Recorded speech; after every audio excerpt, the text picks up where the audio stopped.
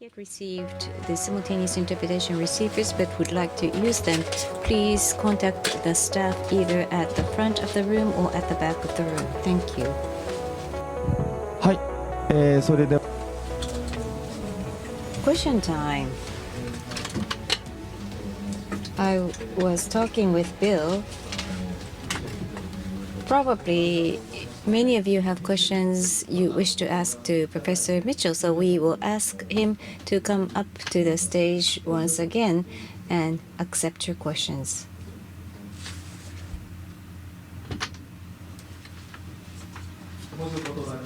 So let's welcome Professor Mitchell once again.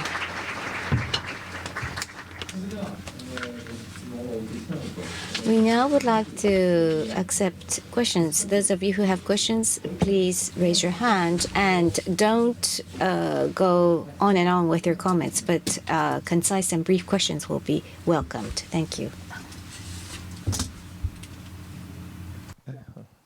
Thank you, Professor, for your very insightful presentation. Let me ask you just one short question. Recently, some major mainstream economists like Mr. Olivier Blanchard has changed his mind and says that government bond is costless or not so expensive. How do you evaluate the idea, the new idea? Thank you. Is that okay? Yeah. So if you study the way in which paradigms shift over time, what you observe is when a new idea comes along, there's deep resistance, particularly by the senior people in that particular discipline, in this case an academic discipline. And typically a younger person will come up with the idea, with the new idea.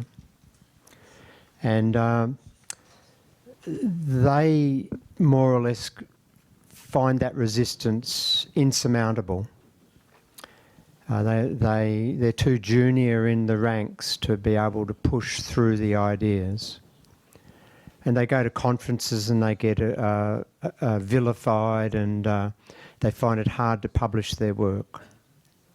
And then what happens over time, if the idea is sound, valid, then the evidence base starts to build up more and more that the orthodoxy is unsound. And then as time progresses, the evidence becomes too great to deny the initial idea, and someone new will come up through the ranks with that idea. And what happens then, and as I said earlier in the presentation, that also requires a lot of the senior academics to disappear from the stage through retirement or death or both. And what happens then is that there's sort of like a contest, because the line, the historical line shifts, and then people start deciding on who's going to be on which side of the line. And what I mean by that is you get a lot of the senior people who have been saying one thing on this side of the line, they realise the line to shift, and they've got to either get out or try to reinvent themselves. And so, as I understand, as the move to fiscal dominance is now virtually unstoppable, you've got a lot of senior professors who, like Olivier Blanchard, like Paul Krugman and these people, who are now saying, well, a lot of what I said in the 80s and 90s and 2000s is we can't keep saying it. And so what am I going to do? Well, then they try to squeeze themselves on the right side of the line, which I think is the MMT line, but then they can't admit that, because they would be admitting that they were wrong all the time. So they reinvent. That's what I think's happening. Olivier Blanchard hasn't always said that. Paul Krugman predicted catastrophic failure for Japan in the 90s. Now he's saying no problem. They want to move on the right side of the line. And the only group in terms of Japan that has been consistent throughout is the MMT economists. The only group that has been consistent throughout about the Eurozone has been the MMT economists. The rest are all trying to reinvent themselves. はい、その他いかがでしょ Any other questions? Yes, the person with glasses towards the front.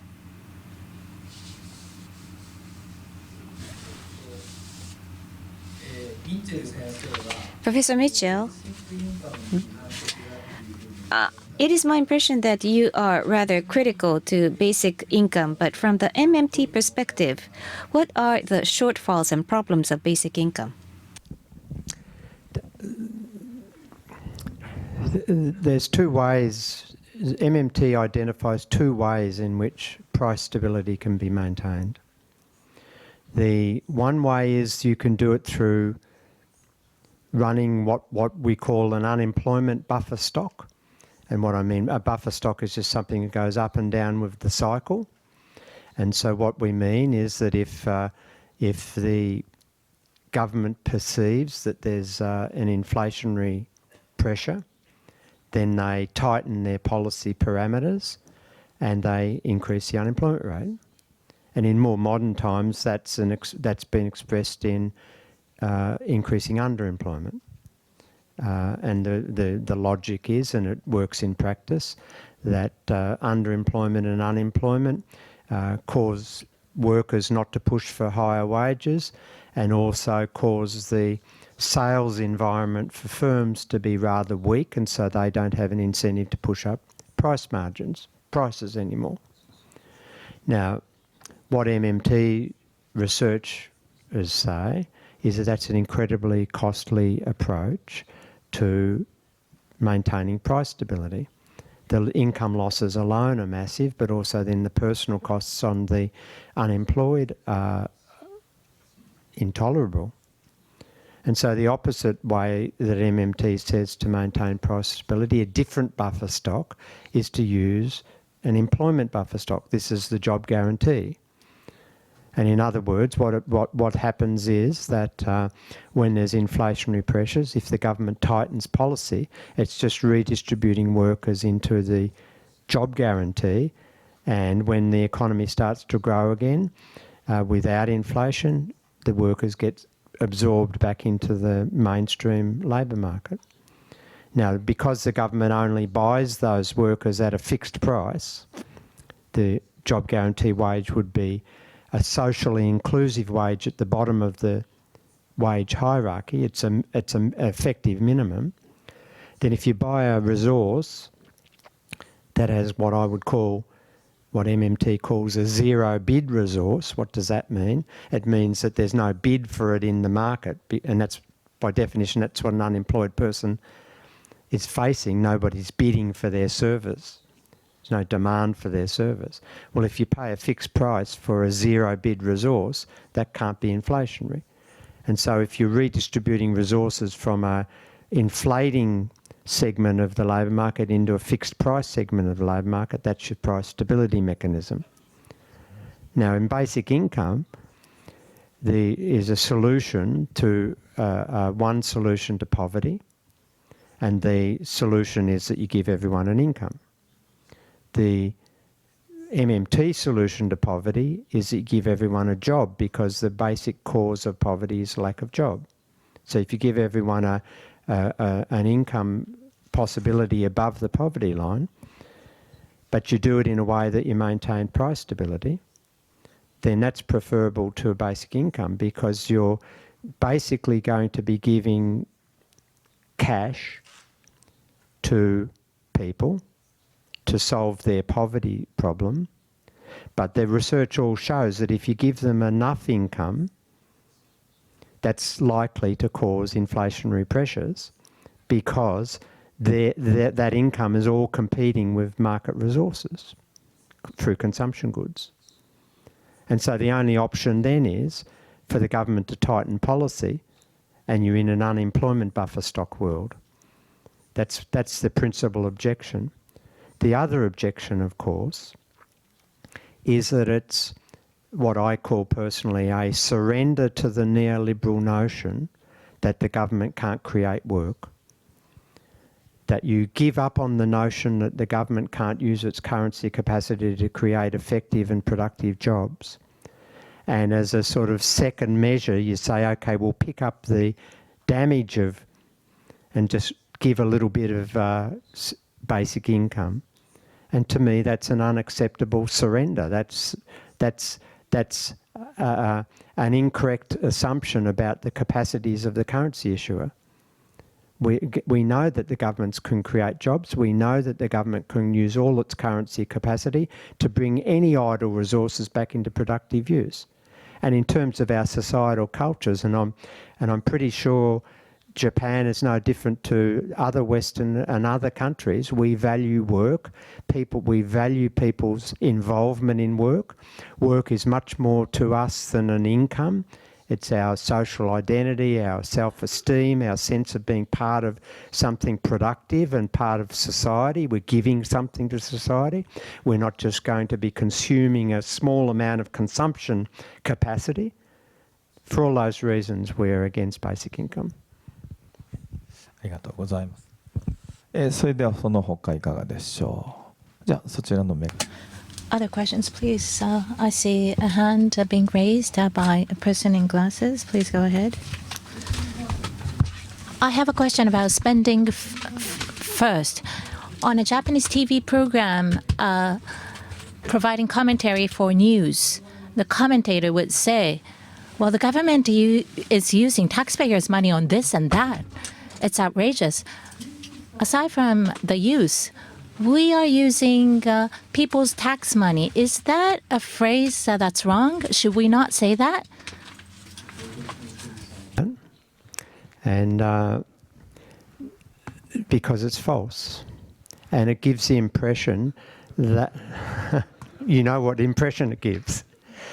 The reality is, I mean, if you go back to a very simple, basic heuristic, if you're the non-government sector and I'm the government, and my task is to get you to provide resources to me to do stuff for me, programs, then how am I going to get you to accept my currency? Because you already got a currency and you're already happy. And so I say to you, okay, well, you have to pay a tax now of, say, 100 yen, or else I'll put you in prison. And you've immediately got a problem, because at the end of the week, you've got to come up with 100 yen or you're going to prison. And you immediately then say, okay, I can do that. Here's my offer of services to the government, and you'll pay me for those services.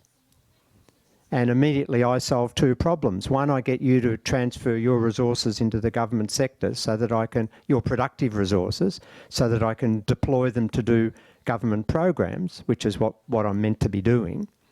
And B, by me spending the government money to hire you to do things for the government, you get the currency that you didn't have that allows you then to pay the taxes that I require. So in just a simple logistic, now the real world's more complicated than that, but it's a simple starting point of logic. Just think about that. I have to spend the currency into existence. Now it gets more complicated, but at the end of it, the currency, whether it comes through spending or through providing bank reserves to clear loans that are used to pay taxes, it has to come from the currency issuer. It can't come from the currency user. それでは次の一番向こうのレス。I see a hand over there. We'll start from you first. So in relation to the question that was just asked, here in Japan, since you're very young, paying taxes is about contributing to the government. This very beautiful teaching, although it may be wrong, is given to a child. I think it's very difficult to change that. So How can we change that thinking?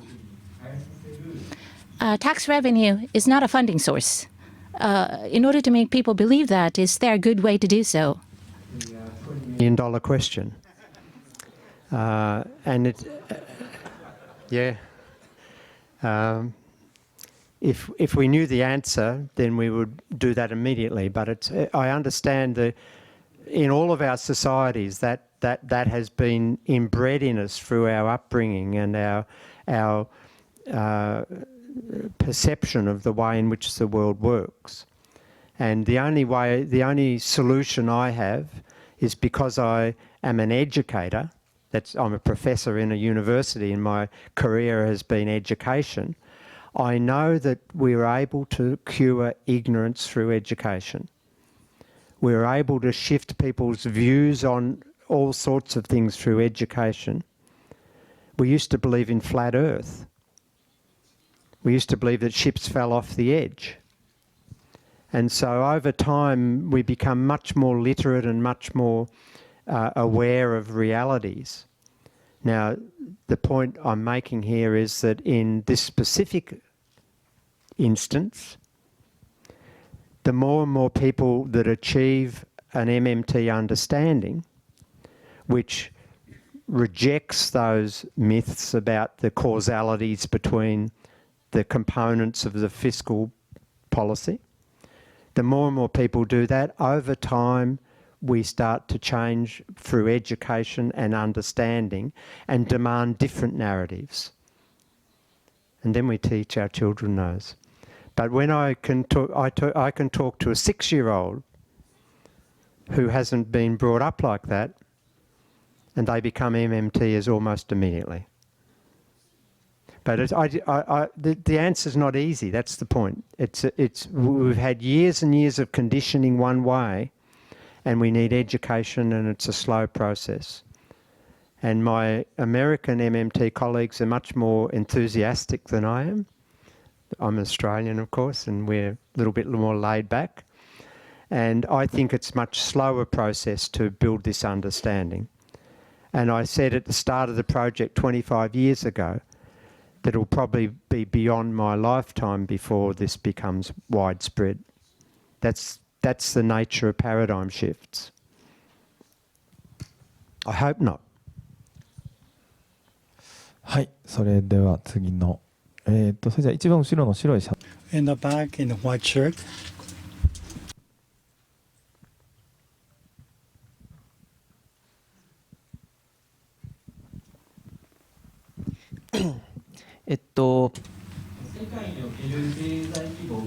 So the scale of economy or the growth rate in the world and the position of Japan's JGP has declined from being 8% to 6% of world's GDP. We have to embrace MMT. So let's say we implement economic policy based on MMT without creating a bubble and pursuing economic growth. What are the indicators, economic indicators that we have to watch? Household indicators. What are they that we need to pay attention to? What is the role of the government if we are to embrace MMT and implement an economic policy based on MMT? What are the indicators we should look at, and what is the role of the government? Not going to implement a policy based upon MMT. You're already implementing a policy based upon MMT. MMT is describing, as I said before, the way it provides you with an understanding of the way the system operates. So the system's already operating. You've got the wrong set of glasses on if you're a mainstream economist. That's the first point. And the second point is that it's not for me to say, as an outsider to a different country, what their economic policy should be. That's the resolution of your political process and the outcomes of debates about what's important for your society. I suspect there's going to be commonality between what's important for Australia, and that is full employment, price stability, advancement of remedies for climate damage, reducing inequality, restoring vitality of our urban areas and our regional areas, and reducing the inequality that we saw on those maps, those geographic maps from the last speaker, and improving our education and health systems. I think they're relatively common. But what specifically is the outcome of the Japanese political process is not for me to say. But whatever is the policy choice, the question should never be, can we afford to pay for it? That's the point of MMT.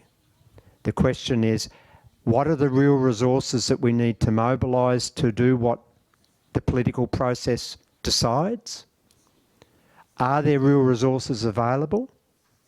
If there are, how do we best bring them back into productive use? And if they're already fully employed, then, and we still want to expand the public sector, then we have to contract the private sector. How do we do that? What policies do we do to take resources off the private sector and give them to the public sector? They're the questions that MMT says are important, not how do we pay for it. それではそろそろ時間なんですが、最後。We're running out of time. Last question. In the front.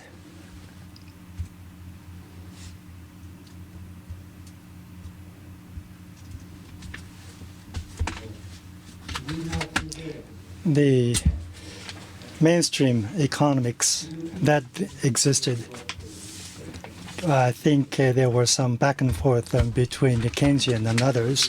When speaking of mainstream economists or economics today, there were no solutions that were offered to any problems. And I think that is my understanding, interpretation of mainstream economics.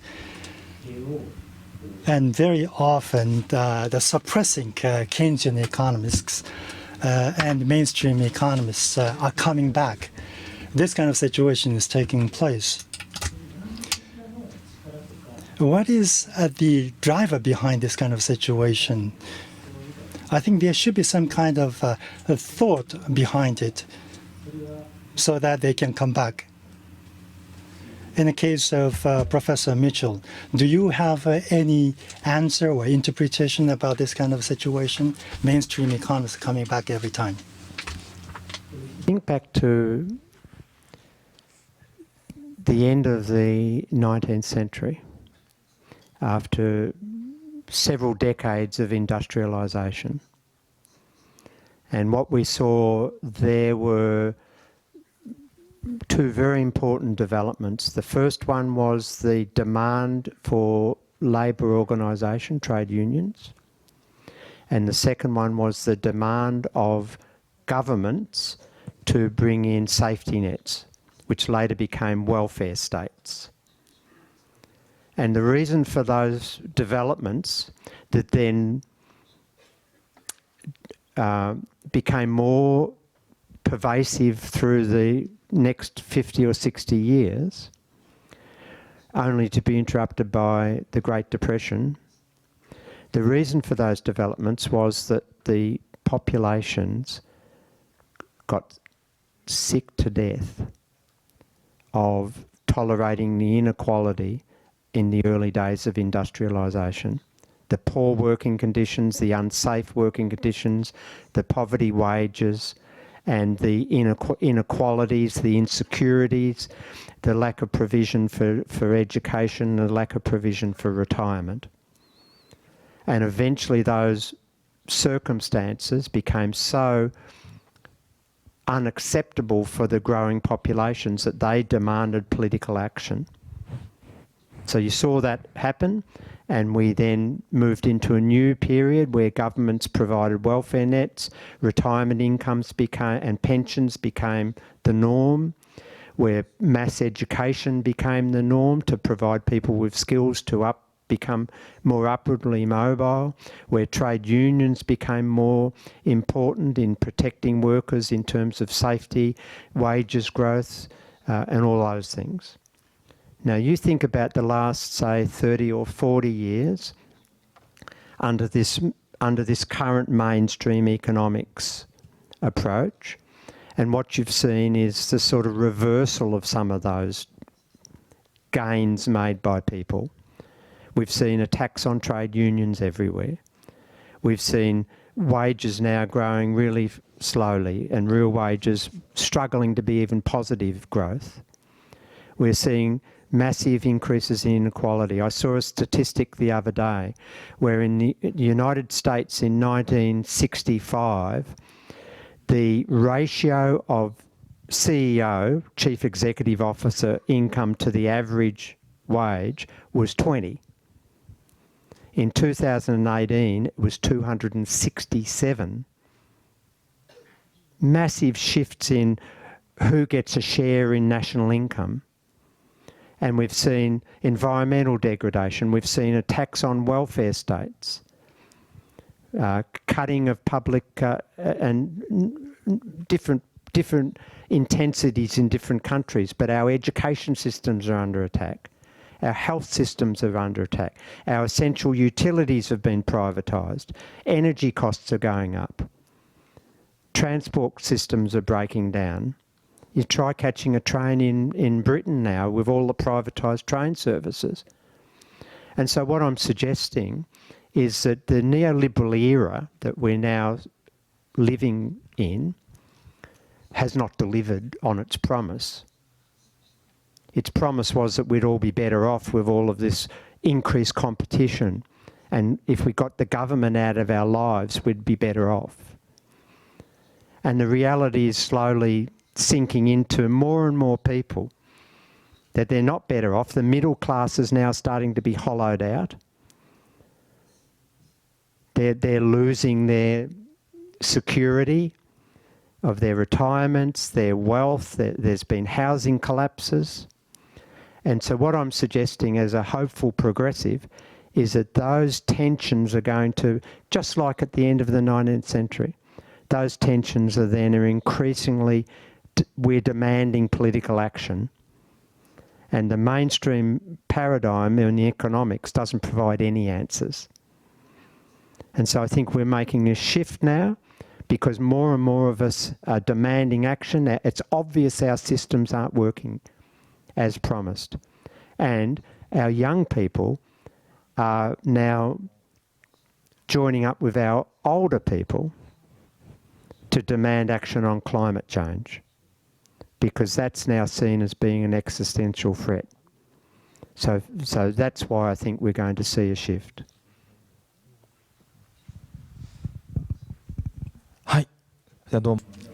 Thank you very much. Answers to all the questions. どうもありがとうございました。Thank you very much.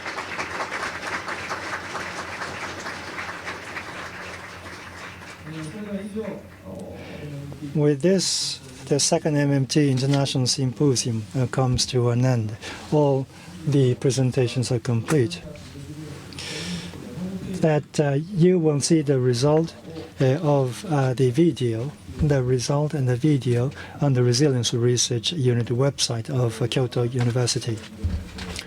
I hope that you will visit our website and to look up the video, or I hope that you will be able to introduce this discussion to your friends. Once again, please give another round of applause and to Professor Mitchell. Thank you very much.